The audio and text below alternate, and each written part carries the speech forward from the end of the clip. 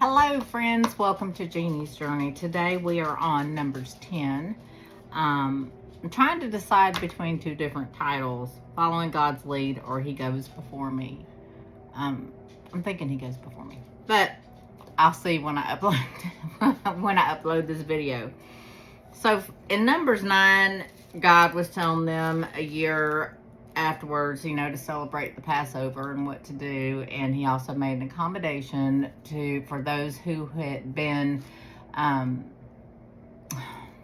excluded for whatever reason, they can celebrate and participate in the sacrifices and things like that a month later. So Numbers 10 is after staying for Mount Sinai for nearly a year, they are finally going to move. So all this stuff right here, I'm leaning over thinking you guys can see it, but all this, let's see, Exodus, Leviticus, and now I'm in Numbers. All this stuff right here were rules, procedures. I don't know, I'm thinking like a teacher, things that they had to do before God could take them out. And so after receiving all those laws and constructing the tabernacle, the cloud, when it was time to go, the cloud was going to lift and it was going to be time for the Israelites to move. So God told Moses, okay, you're going to make these trumpets out of silver, and Aaron's sons are going to be the only ones who can blow this trumpet. And it's called a Chatzotzerot. Chatzotzerot, something like that. And they provided distinct sounds to tell the 2.5 million Israelites whether they were going to move or they were going to stay, or it was going to be a festival or what have you. So both trumpets sounded. The purpose and meaning behind that was that the entire assembly, the 2.5 people were around approximately, were to assemble at the tent of meeting. If it was a single trumpet sound, then it was only the tribal leaders that would gather. If it was a certain type of alarm blast, they called it a turah. This is where camp breaks ground and they need to go ahead and march forward. And it was in a certain order as well. And then on the feast days or festival days, there would be a certain distinct sound, and that was a memorial before God I forgot one more. A memorial before God during sacrifices and new moons, and there was also an alarm in times of war. The purpose of that was that God will remember them and save them from their enemies. Now, God is a God of order and communication and guidance. He wants us to recognize his voice and respond in obedience. Silver in Scripture is closely associated with redemption. The silver trumpets is his voice calling out to his people to assemble, march, worship, or fight so that everybody would know. God, when I said that God will remember them, he didn't forget them or anything like that. This was just allowing the Israelites say, oh, this is this sound, I'm going to be obedient, and that's what this means, and this is what I'm going to do. And as well as, if you think about a camp that's like 2.5 million people, they didn't have cell phones or walkie-talkies or, anything like that. They had to let everybody know, oh, here, we're about to go to war. Oh, we're about to go somewhere else. Oh, it's time for this festival. So that was a practical purpose, the different sounds of the trumpet. And that was verses 1 through 10. It talks about the silver trumpets. In verses 11 through 28, Israel finally leaves Sinai. Nearly a year after arriving at Mount Sinai, which happened in Exodus 19, so that was 2 books ago, the cloud lifted and Israel finally departed, and they marched in that specific order. And you can find that in Numbers 2, is how God commanded this group is to go first, the ark is to go first, the ark goes before everybody, and then this one. They were beginning their journey to the promised land. Preparation always comes before purpose. Israel had spent almost a year learning all those rules and stuff. The rules that I went over for the past, I don't know what, 2 months. But they had spent a year learning those rules. And learning about God's holiness, worship, leadership, and obedience before any moving took place, before they left. God wanted them to know this is what we're going to do and this is how it's going to be done. Our timing is not God's timing. He values who we become more than how quickly we arrive. So it may take us a few years, few months. He doesn't care about how fast it's going to be. He cares about our heart, what it's going to become. Jesus also experienced preparation before public ministry, 30 years of preparation. He also spent 40 days in the wilderness being tempted, and then his ministry began. In 29 through 32, Moses invites his brother-in-law, the son of Jethro, to travel with Israel to the promised land. Hobab initially resists. They say, I'm going to go back to my own land. But Moses insists by telling Hobab his experience in the wilderness could be helpful. He could be the eyes for the camp. And he also told Hobab that they would share with him all the blessings that God would bestow on them, on Israel. Because Moses valued the wisdom and experience that Hobab could provide. And sometimes God uses people to accomplish his purpose. His invitation to Hobab foreshadows the Great Commission given by Jesus, the invitation of salvation to every nation. In Matthew 28:19, go and make disciples of all nations. So Hobab goes with them. Then the last few verses, 33 through 36, the ark in motion and in rest. So the Israelites leave Mount Sinai with the ark going before them.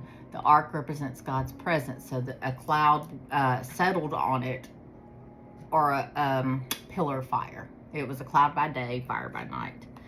And when it would rise above it and go out, Moses would pray these words. And I just thought these were so beautiful. Rise up, O Lord, let your enemies be scattered, and let those who hate you flee before you. And then when it rested, when it said, okay, it's coming back down on the tent of meeting, that's where they were supposed to stop, Moses prayed, return, O Lord, to the 10,000 thousands of Israel. God always goes before us. He never asks us to go anywhere where he hasn't already gone. When Jesus rose from the dead, sin, death, and Satan were permanently scattered. And when Jesus ascended into heaven, he sent the Holy Spirit to rest on his believers. He dwells within us. So it's not about rushing ahead or staying behind. It's about moving when God moves and waiting when God says wait. God's timing is always better than my timing. It always is better than my timing. When I go when I want to, then everything messes up usually. It's very stressful or frustrating or whatever the, situation may be. And his plans, it seems like, are always different than mine. I plan something, he's like, that's wrong. No. And it's true. I don't want to run ahead of God or become discouraged while I wait, because you guys, I am still waiting on some things. I am still waiting. Those trumpets were the sound of God's voice saying, okay, this is what you're going to do. And I want to be someone who recognizes God's voice all the time. And before I listen to the voices in my head of worry and fear, I want to listen to God's directions before making decisions. Because I do sometimes make decisions before I ask God about it. I'm like, oh, I'm going to do this. And then, guess what? It doesn't end up well. I may not get the exact answer in my preferred timing, but I know that God will faithfully lead me. For example, in January, mid-January-ish, is when I found out that my son had been located. And I waited a couple weeks, I'm steadily emailing and talking to people, and whatever. And I finally got the body cam footage that I hadn't seen my son in almost a year at that point. And I got that body cam footage and I watched it. I've watched it several times. Several times. So in March, I believe, of this past school year, I believe it was end of March, beginning of April, was spring break for teachers. So I said, okay, I'm going to go out to that location. I'm going to go out there and I'm going to find him. And I'm going to talk to him. I'm going to do this. I'm going to do that. And as the time drew closer and closer to spring break, something said, and there was a lot of other things going on. Something said no. I think that was God. He said, no, it's not time yet. Wait. Wait until I say to move. And I canceled my plans. It doesn't matter the cost or whatever, but it was going to be a very expensive last minute trip. So let me just throw that out there. And I didn't care. I was gonna go see my baby, no matter what. And in the meantime, before I had made the decision to not go, I was reaching out because I had made some connections. I had made some connections with people, with different advocacy groups out there, the police department, all these different things. And something told me in my heart, God told me in my heart, it's not time yet. I'm going to tell you when it's time. And I said, okay, I'm not going. I'm not going. And, sorry. After I decided that I wasn't going, the people that I was reaching out to, they would go to the exact area where he was, and they would look for him for me. I had this woman tell me that I could stay with her to cut back on the cost so I could see him. Now, I wouldn't have done that just because of just being cautious of this crazy world, but that woman reached out to me and said, you could stay with me. I just lived down the street from where he was located. But after I decided I wasn't going to go, they had all reached back out to me afterwards and said, we haven't seen him. We've looked for him. We haven't seen him. No one's seen him, and I'll keep my eye out. So it is possible. I think what would have happened would have been a trip where it would have messed with my mind.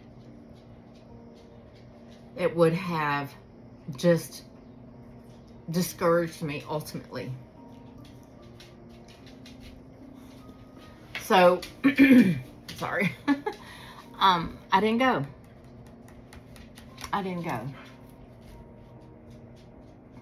And I keep looking. I reach out to my contacts and say, hey, have you seen this person? Or I look for, unidentified people in the hospitals. And I think I told you guys this before. I still do that. Because he's my baby. And he will always be my baby. But after this whole year of different situations happening, I'm choosing to follow Jesus. When Jesus says, okay, Jeannie, move. It's time to go. I will go.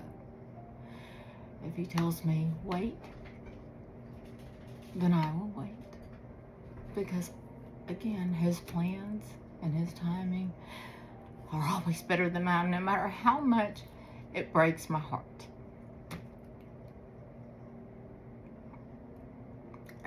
Faith is choosing to believe in the unseen. My pastor talks about this all the time. It's choosing to believe in the unseen. So that's what I'm choosing. Peace and blessings. I love you guys. Bye.